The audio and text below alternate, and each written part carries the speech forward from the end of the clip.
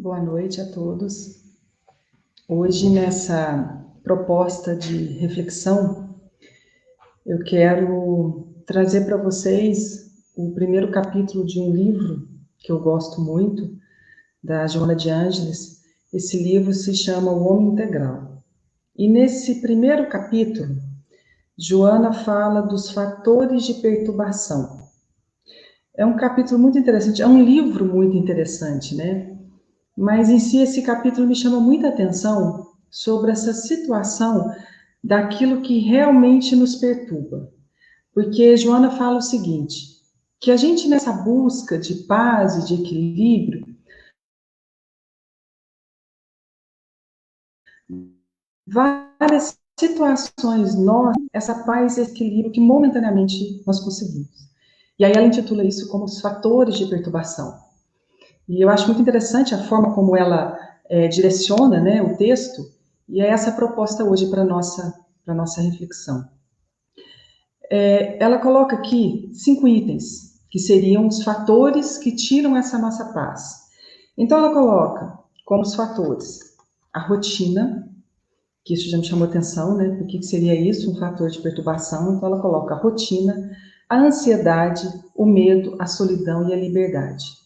Então, seriam esses os fatores que a gente vivenciando no dia a dia iria tirar a nossa tranquilidade, a nossa paz, essa busca de equilíbrio. E por quê?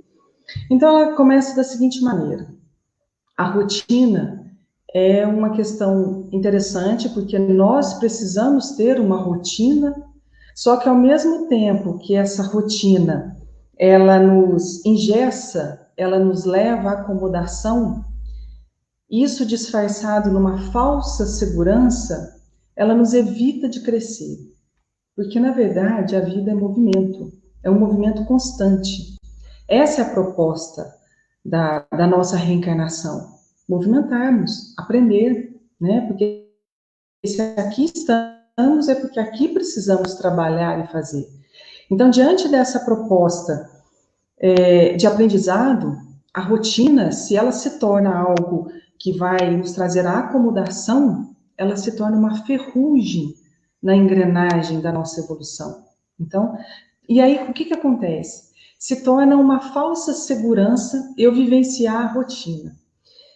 E quando eu começo a deixar de colocar em prática os potenciais que eu trago para essa encarnação, porque todos nós temos inúmeros potenciais, e toda vez que eu deixo de colocar em prática os potenciais da minha encarnação por uma questão de rotina, por uma questão de acomodação do meu dia a dia, é como aquele rio que eu coloco uma barragem e eu vou segurando, segurando, segurando até o momento onde ele passa aquela barragem, né?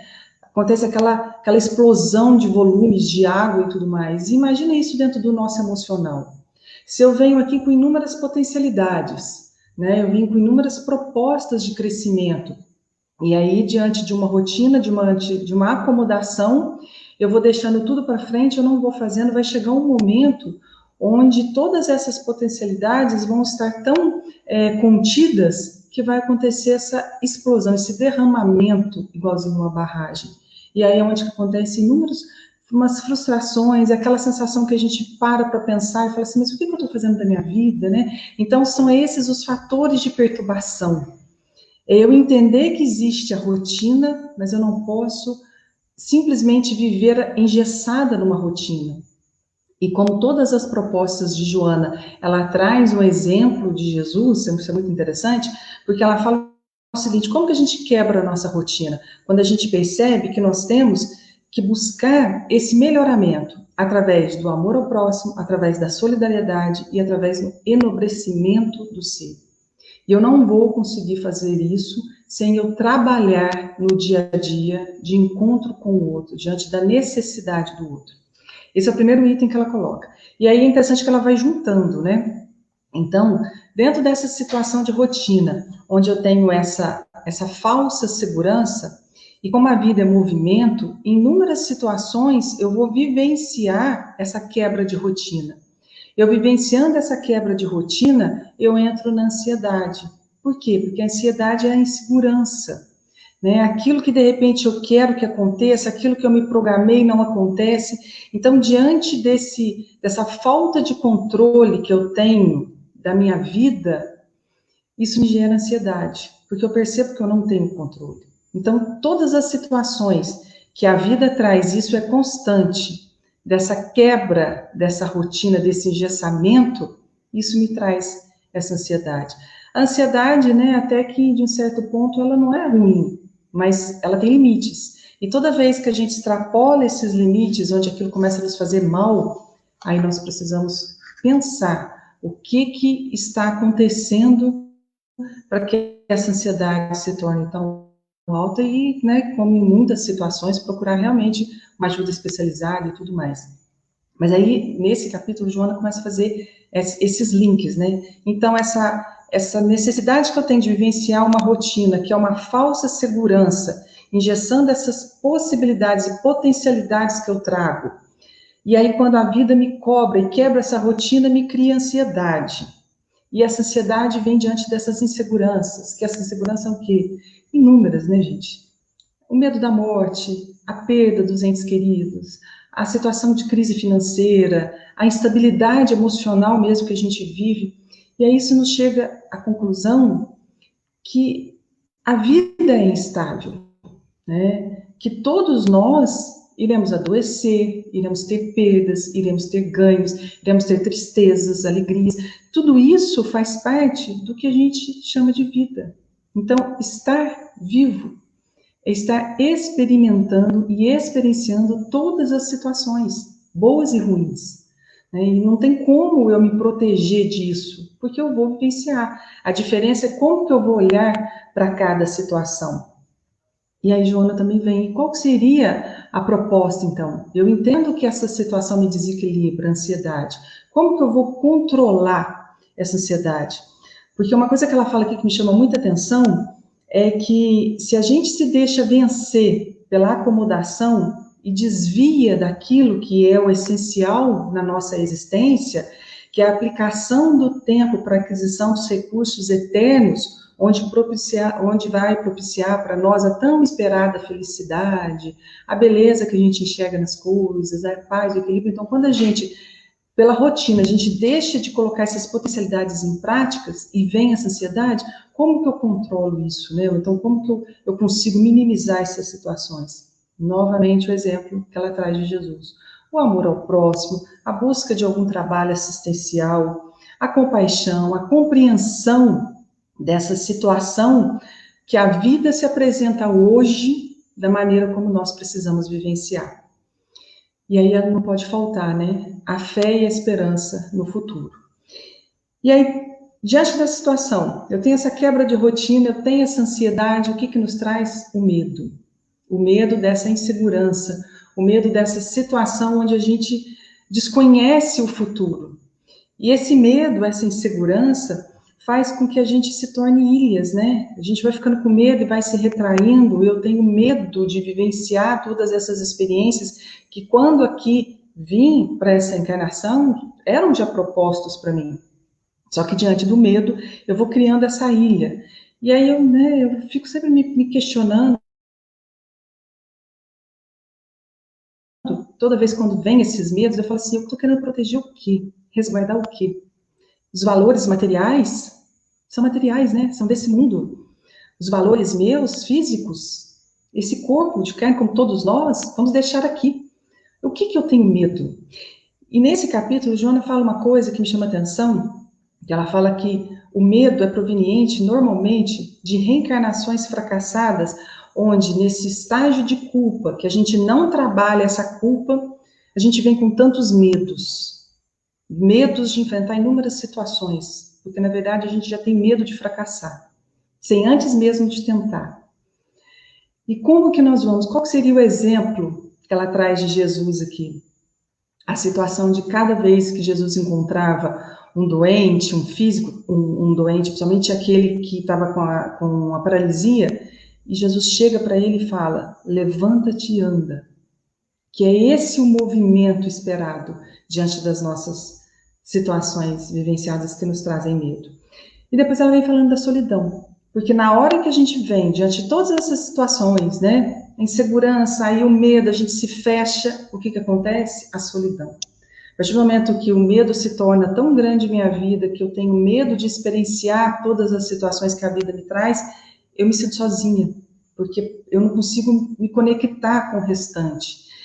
E essa solidão é muito interessante porque essa frase, né, já é muito conhecida, muito colocada nas redes sociais, que o homem solidário jamais se encontrará solitário. A solidão é, às vezes, o medo que eu tenho de me encontrar e assim encontrar o outro. Eu quebro essa solidão quando eu enxergo que todos nós estamos no mesmo barco, que não existe gente necessitada ou gente favorecida, muito pelo contrário, estamos todos caminhando juntos, cada um na sua dificuldade, na sua prova. E quando eu me proponho a fazer o diferente, eu me percebo integrada. É tão interessante que normalmente as pessoas que reclamam de solidão, elas falam muito que ninguém as ama, né? A gente escuta às vezes isso, mas ninguém me ama, eu sou sozinha, eu sou invisível, já ouvi às vezes algumas pessoas dizerem isso. E a proposta nossa reencarnatória é o contrário, né? Se Jesus não veio para ser servido, ele, que é o mestre dos mestres, e ele se propõe a servir, nós temos que copiar esse exemplo. Então, se hoje eu reclamo de solidão porque eu sinto que eu não estou sendo amada, que eu não tenho ninguém, é o momento que eu tenho, eu preciso ter essa coragem de aprender a amar, de buscar o amor para aprender a amar. Eu não tenho que ser amada, eu tenho que amar.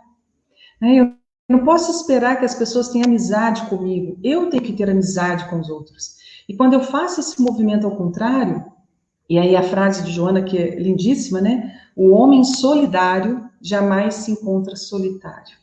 Essa é uma grande proposta nossa. Isso é um dos fatores de perturbação nosso, né, emocional, que é a questão da solidão. E aí ela fecha com um que, para mim, foi uma grande surpresa, que ela fala que um dos fatores de perturbação que nós temos é a liberdade. E me chama a atenção por ela ter usado isso, porque realmente, o que hoje nós temos mais vivenciado nessa questão da pandemia, né? Mesmo diante de tantos recursos tecnológicos, onde mesmo cada um na sua casa nós temos contato, nós estamos com as pessoas, por que ainda nós nos sentimos tão perturbados? A situação da quebra da rotina, né? Porque mudou totalmente a nossa vida, isso nos traz a insegurança, nos traz o medo, trouxe inúmeras situações de solidão para as pessoas e, principalmente, tirou a nossa falsa liberdade. Por que eu falo falsa liberdade? Porque até então, a gente acha que liberdade é meu direito de ir e vir, sim, né? Pelo direito, pelo código, está lá, né? Essa liberdade é eu poder ir e vir na onde que eu quero, diante das situações. Mas se nós estamos aqui, entendemos a doutrina espírita, entendemos essa proposta reencarnatória de escola, numa escola você pode ir a qualquer lugar, você não tem regras que você precisa cumprir. Então, por que eu acho que cada situação limitadora da minha vida e da minha liberdade teria que ser um fato perturbador? Se é a grande escola da vida, ensinando ainda para esses espíritos imperfeitos que nós somos, né? Esse espírito perfeito, rebelde, né? Que é igualzinho uma criança mimada que faz birra quando não consegue as coisas, limitando essa nossa falsa liberdade para nos fazer chegar no caminho certo. É como um direcionamento. Olha, você não pode vir para cá porque essa estrada aqui vai te derrubar. A ponte está quebrada lá para você, então vai por aqui. Só que a gente não percebe isso e a gente vê isso como uma situação onde eu estou perdendo a minha liberdade. E quando a gente fala de liberdade, eu quero aqui fazer uma outra reflexão com vocês, principalmente da liberdade ideológica.